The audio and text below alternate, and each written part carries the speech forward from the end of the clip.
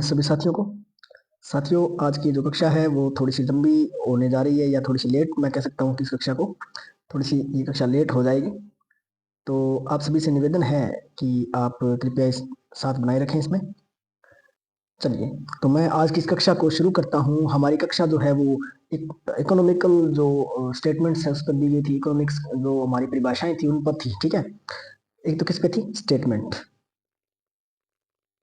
या इसको हम बयान कह सकते हैं, ठीक है, बयान। और दूसरी थी परिभाषा। इस पर कक्षा थी, ठीक है ना। चलिए, तो कल हमने लोकवित्त की चर्चा की। हमने कल कुछ और चीजों की भी चर्चा की थी, जैसे बजट की चर्चा की थी, राजकोषीय नीति की चर्चा हमने की थी। तो आज जो है, आज हमारा जो पहला टॉपिक है वो है बजट के प्रकार। बजट के देखिए कितने प्रकार होते हैं। बजट के कुल 5 प्रकार होते हैं, जिनमें से पहले की हम आज चर्चा करने जा रहे हैं, ठीक है।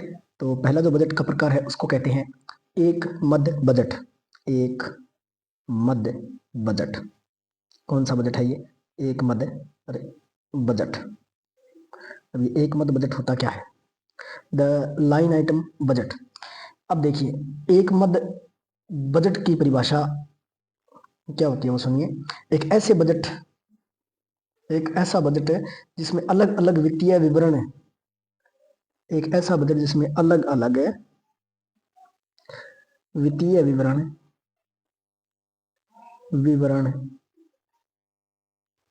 ठीक है, अलग अलग वित्तीय विवरण मदों को लागत केंद्रों,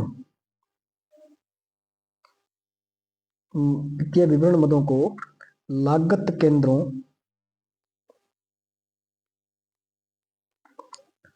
तथा विभागों द्वारा समूहकृत किया जाता है। तथा किसके द्वारा? विभागों द्वारा। क्या किया जाता है विभागों द्वारा? समूहकृत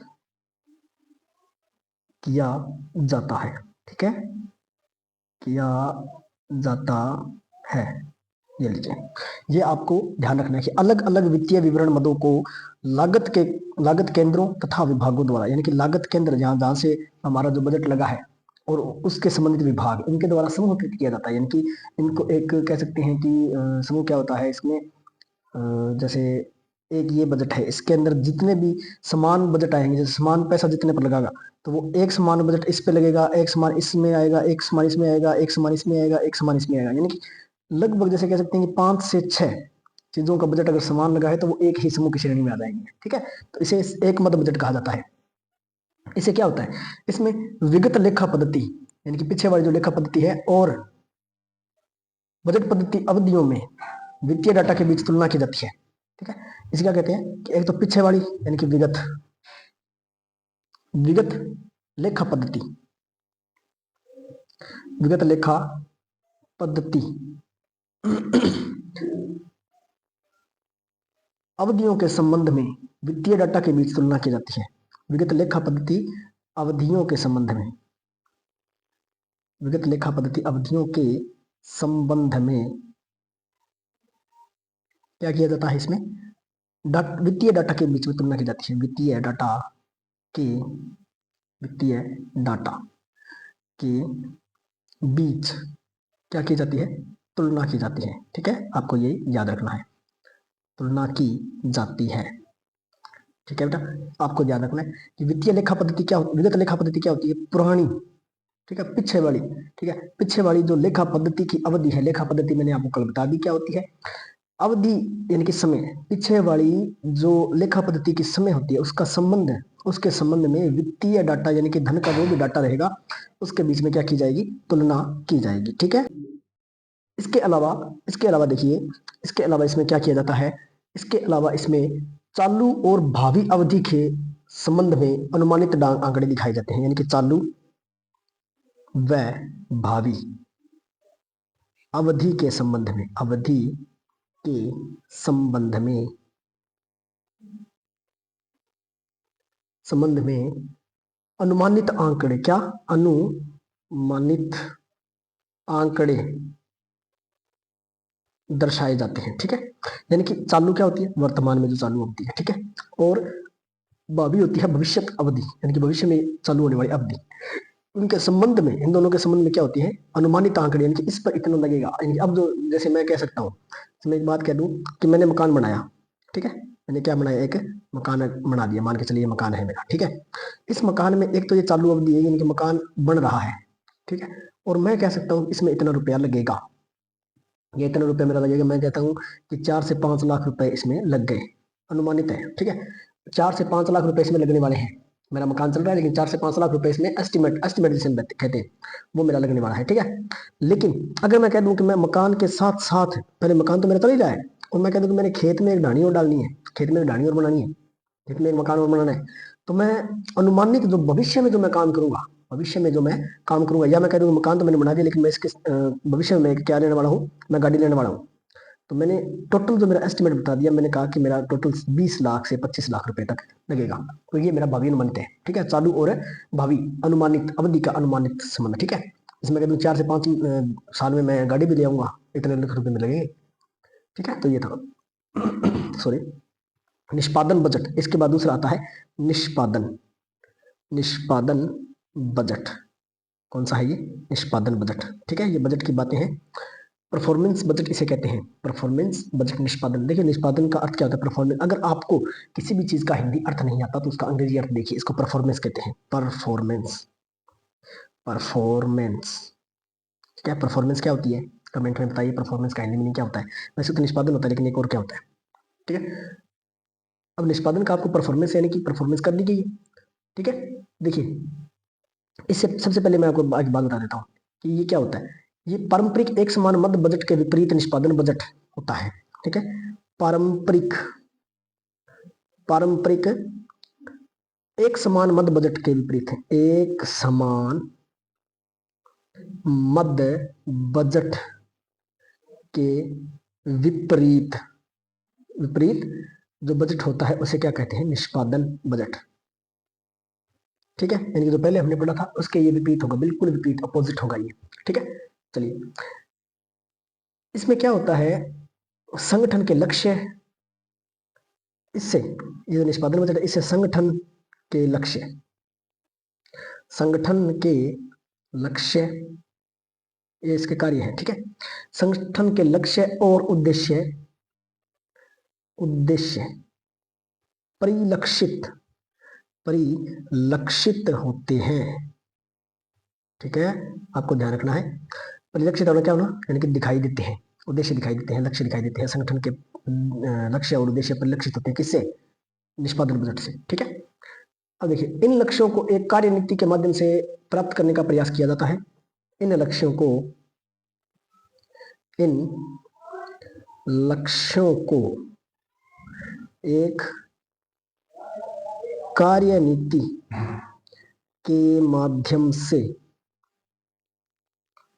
प्राप्त करने के प्रयास किए जाते हैं, प्राप्त करने के प्रयास किए जाते हैं, ठीक है बेटा, ये आपको ध्यान रखना है, ठीक है। अब इसके बाद देखिए मैं एक बात बोल रहा हूं यहाँ पर, आप ध्यान से लिखिएगा इसको। निष्पादन बजट इस बात का संकेत देता है कि खर्च की गई निधियों से परिणामों और अंततः जो आउटकम प्राप्त होता है, यानी कि जो भी परिणाम प्राप्त होता है, यानी कि परिणामों और अंतिम जो परिणाम होता है उसके प्राप्त होने की किस प्रकार की उम्मीद है, यानी कि अंतिम परिणाम, परिणाम जो है वो कैसा होगा। एक तो निधियों से प्राप्त परिणाम और एक अंतिम परिणाम, ठीक है, वो किस प्रकार का होगा, इससे निष्पादन बजट पर निर्भर करता है। निष्पादन बजट लागत लाभ विश्लेषण को निरूपित कर, किसको निरूपित करता है, ये लागत लाभ विश्लेषण, विश्लेषण, ठीक है, विश्लेषण को निरूपित करता है, निरूपित करता है। आज हमारा बजट ही पूरा हो पाएगा इसके आधार पर, तो ठीक है। बजट के 5 प्रकार है, वो 5 प्रकार आज हम पूरा करवा दूंगा, ठीक है। चलिए देखिए निष्पादन बजट सार्वजनिक व्ययों को, निष्पादन बजट सार्वजनिक व्ययों को कार्यों, प्रोग्राम तथा निष्पादन इकाई के संदर्भ में प्रदर्शित करने की एक प्रणाली है, ठीक है। मैं एक बार दोबारा बोल देता हूं, निष्पादन बजट सार्वजनिक व्यय को कार्यों, प्रोग्राम तथा निष्पादन इकाई के संदर्भ में प्रदर्शित करने की एक प्रणाली है। जिसका उद्देश्य राजकीय उत्पाद तथा लागत को सामने लाना है। ठीक है, जिसका उद्देश्य क्या है? राजकीय उत्पाद, राजकीय उत्पाद व राजकीय उत्पाद व लागत को, किसको? लागत को प्रदर्शित करना या सामने लाना है, प्रदर्शित करना है।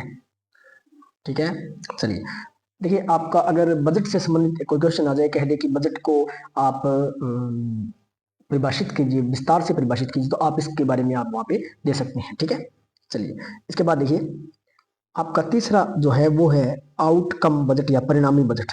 ठीक है, कौन सा?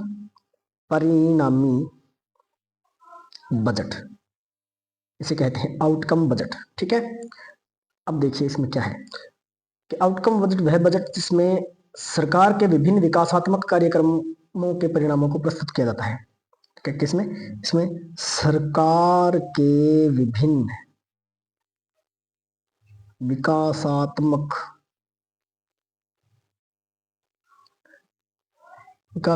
कार्यक्रमों के परिणामों को,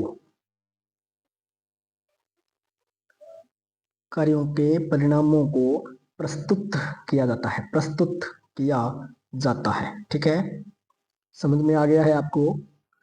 अगर आपको ये अच्छा लग रहा है तो आप एक लाइक कर दीजिए, अपने दोस्तों के साथ शेयर कर दीजिए।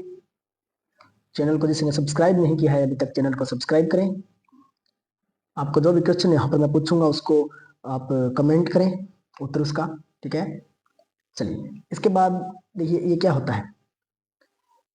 आउटकम बजट का प्रयोग सरकार की बजटीय प्रक्रिया में पारदर्शिता लाने के उपकरण के रूप में किया जाता है। यानी सरकार के जो भी बजट प्रक्रिया उसमें पारदर्शिता लानी है, यानी कि बिल्कुल सबको पता चलना चाहिए। ठीक है, अब पहला आउटकम बजट, पहला आउटकम बजट कब आया था? 25 अगस्त 2005 को पारित किया गया। कब? 25 अगस्त 2005। ठीक है, कब पारित किया गया था भारत में? 2005। 2007-8 के लिए आउटकम बजट और निष्पादन बजट को मिला दिया गया एक दूसरे के साथ। ठीक है, उसे एक मिले जुले दस्तावेज के रूप में प्रस्तुत किया गया। कब? 2007 और 2008। इसका जो बजट आया था ना 2007-8 का, उसमें क्या किया गया? आउटकम बजट प्लस निष्पादन,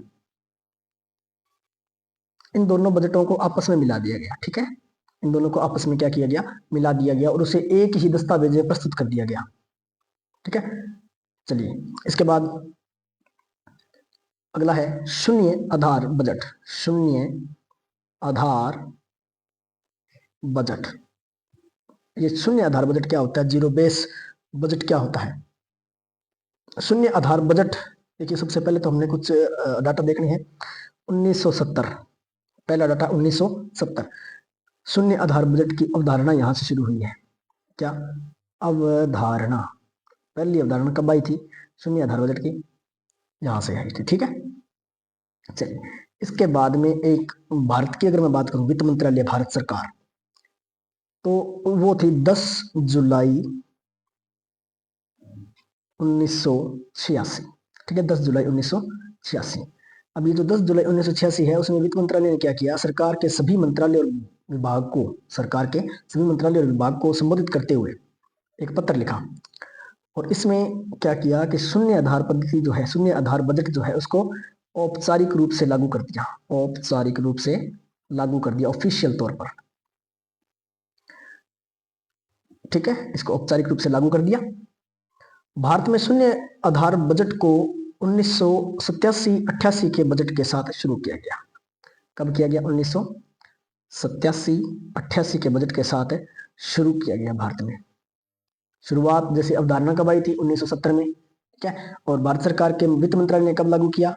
इसको औपचारिक कब किया, यानी कि इसको ऑफिशियल कब कर दिया? 10 जुलाई 1986 को। और इसको औपचारिक तौर पर जब लागू किया गया, या शुरू कब किया गया? लागू तो 86 को हो गया, और लागू कब हुआ था? ये जो शुरू कब हुआ था? 1987-88 को। ठीक है, अब देखिए इसके अंतर्गत प्रत्येक बजट पद्धति चक्र शून्य से शुरू होता है। क्या कि जो भी बजट होगा वो कहां से शुरू होगा? शून्य से, जीरो से शुरू होगा, बिल्कुल जीरो से शुरू होगा। ठीक है। कारण क्या था? कारण इसका एक ही था कि सार्वजनिक जो व्यय होते हैं, क्या? सार्वजनिक व्यय, सार्वजनिक जो व्यय होते हैं उनकी अपव्ययता, अपव्ययता, अपव्ययता क्या होती है हिंदी के बच्चों? कमेंट में बताओ। अपव्ययता को रोकने के लिए, ठीक है, अपव्ययता को रोकने के लिए किया जाएगा। और इसके बाद देखिए मैं आपको एक चीज और बता देता हूं कि इसका जो उपयोग है, इसके अंतर्गत क्या हो गया कि जो भी योजना सरकार की अब वर्तमान में चल रही है, उसको इस योजना के लास्ट में पूरा पूरा ब्यौरा देना पड़ेगा। ठीक है। और पूरा ब्यौरा देके जो भी, जैसे मान के चलिए अभी सरकार चेंज हुई है राजस्थान में, ठीक है, तो ये जो पीछे वाली जो सरकार थी, पीछे वाली जो सरकार थी, उसको अपना अपना बजट पेश करना पड़ा। लेकिन वर्तमान सरकार को जब इन्होंने सब कुछ हस्तांतरित कर दिया, तब वो कहां से शुरू होंगे? जीरो से। ठीक है, जीरो से शुरू होंगे, ताकि पिछली सरकार जैसे कोई भी आक्षेप ना लगा दे कि पिछली सरकार मतलब जैसे कह सकते हैं कि खराब सरकार थी, ऐसी वैसी। ठीक है। तो अब अगर मान के चलिए कि दोबारा वही सरकार आती है, तो इस सरकार को वो अपने बजट का ब्यौरा देना पड़ेगा। उस जो नई सरकार आएगी उसको वापस जीरो से वहां से शुरू करेंगे वो। ठीक है, ये था। देखिए इसमें और क्या है, इसके अंतर्गत प्रत्येक संस्था विभाग हर बार शून्य मानकर आधार नए आधार से बजट बनाती है। ठीक है, हर बार नए आधार से, यानी कि मतलब कह सकते हैं कि जैसे कोई भी संस्था या विभाग है, जैसे अब मैं विद्यालय की बात कर लेता हूँ, तो विद्यालय हर साल, ठीक है, हर साल क्या करती है? नया बजट बनाती है, नया बजट बनाती है, नया बजट बनाती है, बिल्कुल शून्य से, जीरो से नया बजट बनाती है। ठीक है, ये। और इसमें क्या है कि जीरो बेस बजटिंग के तहत व्यय की व्यवस्था, व्यय की मात्रा और व्यय के लक्षित क्षेत्र का विशेष ध्यान रखा जाता है। व्यय की एक तो अपने कह सकते हैं कि आवश्यकता, आवश्यकता प्लस व्यय का जो हम कह सकते हैं कि लक्षित क्षेत्र। ठीक है, लक्षित क्षेत्र और क्या? व्यय की मात्रा, व्यय की क्या मात्रा, इन तीनों का विशेष ध्यान रखा जाता है कि आवश्यकता कितनी है, उसका लक्षित क्षेत्र कितना होगा, लक्षित क्षेत्र। ठीक है, और व्यय की मात्रा कितनी रहेगी, इन तीनों का विशेष ध्यान रखा जाता है। ठीक है। शून्य आधारित बजट व्यय होने के पश्चात पुनर्निरीक्षण और अंकेक्षण द्वारा नियंत्रण करने के दृष्टिकोण पर आधारण नहीं है, बल्कि सार्वजनिक व्यय होने के पूर्व ही इसकी उत्पादकता, उपयोगिता और खर्च के तार्किकरण पर आधारित दृष्टिकोण है। यानी कि ये क्या करता है कि सार्वजनिक जो व्यय है ये होने के, एक तो देखो ये व्यय है, मैं आपको समझा देता हूँ। सार्वजनिक व्यय कल समझाया था मैंने क्या होता है, लेकिन सार्वजनिक व्यय के होने के बाद में ये कोई संस्था काम नहीं करती। ठीक है, ये शून्य आधारित बजट क्या होता है कि व्यय होने के पश्चात यानी बाद में पुनर्निरीक्षण नहीं करती कभी भी, ये पुनर्निरीक्षण नहीं करती। ये क्या करती है कि ये व्यय होने से पहले इसका तर्क निकाल लेती है कि इसकी उत्पादकता कितनी होगी, उपयोगिता कितनी होगी, खर्चा कितना लगेगा, यानी कि ये एस्टिमेट बिठाती है। क्या बिठाती है? एस्टिमेट। ठीक है, ये एस्टिमेट आधारित है, टोटल एस्टिमेट बिठा लेती है कि हाँ इतना खर्चा लगेगा, बस इतना बहुत है। ठीक है, ये चीज, उपयोगिता कितनी होगी, खर्च क्या होगा, ये सब इसके अंतर्गत आ जाता है। उसके बाद में अंतिम है हमारा जेंडर बजट, जेंडर बजट। अब ये जेंडर बजट क्या होता है? देखिए जेंडर बजट क्या होता है मैं आपको बता देता हूँ कि भारत में पहली चीज, जेंडर बजट की जो शुरुआत है वो वित्तीय वर्ष 2005 से 6 के मध्य हुई, यानी कि वित्तीय वर्ष जो 2005-6 था। ठीक है, आपको मैंने बताया था अभी, आज मैंने पूछा भी था स्कूल में वित्तीय वर्ष क्या होता है, उसके आमंत्रित से कि जेंडर बजट का सबसे पहला प्रयोग, सर्वप्रथम प्रयोग किसने किया था भाई? ऑस्ट्रेलिया ने। ऑस्ट्रेलिया ने कब किया भाई साहब? 1982 में ऑस्ट्रेलिया, ऑस्ट्रेलिया। ठीक है, ऑस्ट्रेलिया ने किया। ठीक है, अब ये होता क्या है, होता क्या है देखिए मैं बता देता हूं, आप लिख लीजिए। सरकार द्वारा निर्मित ऐसा बजट, सरकार द्वारा निर्मित ऐसा बजट जो संसाधनों एवं कार्यों का आवंटन, संसाधनों एवं कार्यों का आवंटन किसके आधार पर करता है? लिंग के आधार पर करता है। लिंग के आधार पर संसाधनों व कार्यों का वितरण करना या आवंटन करना, ठीक है, वितरण जेंडर बजट कहलाता है। ठीक है, अब देखिए इसमें क्या होता है कि इसमें यह सुनिश्चित किया जाता है कि सरकारी जो व्यय होगा उसमें स्त्रियों और बच्चों के लिए कितना कितना जो प्रतिशत है वो व्यय किया जाएगा, ठीक है। कितना प्रतिशत स्त्रियों और बच्चों के लिए, यानी औरतों और बच्चों के लिए कितना होगा। लोक कल्याणकारी योजनाएं कौन कौन सी होंगी। जेंडर बजट से तात्पर्य एक ऐसे बजट से है जिसके माध्यम से समाज में स्त्री पुरुष प्रतिरूप को समझकर ऐसे नीतियों और कार्यक्रमों के कार्यान्वयन हेतु धनराशि आवंटन की जाती है, जिससे समाज के इन प्रतिरूपों में परिवर्तन लाकर स्त्री पुरुष में समानता प्राप्त की, मतलब समानता स्थापित की जा सके, ठीक है। इसके माध्यम से यह सुनिश्चित किया जाता है कि विकास के लाभ पुरुषों के बराबर महिलाओं को भी प्राप्त हो, ठीक है। यानी कि पहली चीज, विकास के लाभ पुरुष बराबर स्त्री हो, ठीक है। यानी कि स्त्री और पुरुषों में बराबर लाभ होना चाहिए, लेकिन इसके दुष्प्रभाव नहीं होने चाहिए। यानी कि ऐसा नहीं हो कि हमने स्त्री को पुरुष के बराबर लाना है, लेकिन ऐसा न हो कि स्त्री को ज्यादा ऊपर उठा दिया जाए, पुरुष नीचे हो जाए। ऐसा भी नहीं होना चाहिए, ठीक है। ये जेंडर बजटिंग कहलाता है। मतलब ऐसा चीज जिसमें कुछ लोक कल्याणकारी योजनाएं स्थापित की जाती है, जिसमें यह सुनिश्चित किया जाता है कि सार्वजनिक व्यय में कितना प्रतिशत महिलाओं और स्त्रियों और महिलाओं और बच्चों को आवंटित हो गया है, ठीक है। इससे क्या होता है कि समाज में स्त्री पुरुष प्रतिरूप को समझकर ऐसी नीतियों और कार्यक्रमों को चलाना अनिवार्य होता है, जिसमें धनराशि आवंटित की जाती है, जिससे इन प्रतिरूपों में परिवर्तन लाकर, यानी कि ऐसे कुछ प्रतिरूप होते हैं जिनमें परिवर्तन लाकर स्त्री और पुरुष में समानता स्थापित की जा सके, ठीक है। तो ये था हमारा आज का बजट। तो आपको मैं फिर से वही कुछ बातें मैं आपसे दोबारा मैं करना चाहूंगा। देखिए, पहली चीज जो बजट है, बजट आप मुझे कमेंट में बताइए यह संविधान के किस अनुच्छेद में है, ठीक है। कौन, एक मिनट, बजट आपको मुझे बताना है संविधान के किस अनुच्छेद में बजट है। नंबर 2, एक तो ये। नंबर 2, भारतीय संविधान, सॉरी भारतीय संविधान छोड़ो एक बार, इसमें देखिए आपको एक तो सकल घरेलू उत्पाद बताना है, क्या है सकल घरेलू उत्पाद क्या है, ठीक है। 2 चीजें ये होगी। तीसरी चीज, राष्ट्रीय आय क्या है, ठीक है। और भारत में प्रथम बार, स्वतंत्र भारत में प्रथम बार राष्ट्रीय आय, सॉरी स्वतंत्र भारत नहीं, भारत में प्रथम बार राष्ट्रीय आय का आकलन किसने किया था, ठीक है। और दूसरा सवाल है, किस भारतीय ने प्रथम बार, किस भारतीय ने प्रथम बार राष्ट्रीय आय का आकलन किया, ठीक है। 2 चीजें।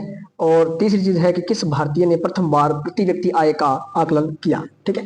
ये आपको 3 से 4 क्वेश्चन मैंने आपको बना के दे दिए। अब आपको ये क्वेश्चन करने हैं, वही चीजें लाइक करें, सब्सक्राइब करें, शेयर करें, अपने अध्ययन में जुटे रहें, स्वास्थ्य का ध्यान रखें। लोहड़ी की सभी को बहुत बहुत शुभकामनाएं। मकर संक्रांति की सभी महानुभावों को, सभी मेरे साथियों को, मेरे सभी छोटे बहन भाइयों को बहुत बहुत शुभकामनाएं। इसी के साथ मैं इस कक्षा को विराम देता हूँ। जय हिंद, जय भारत।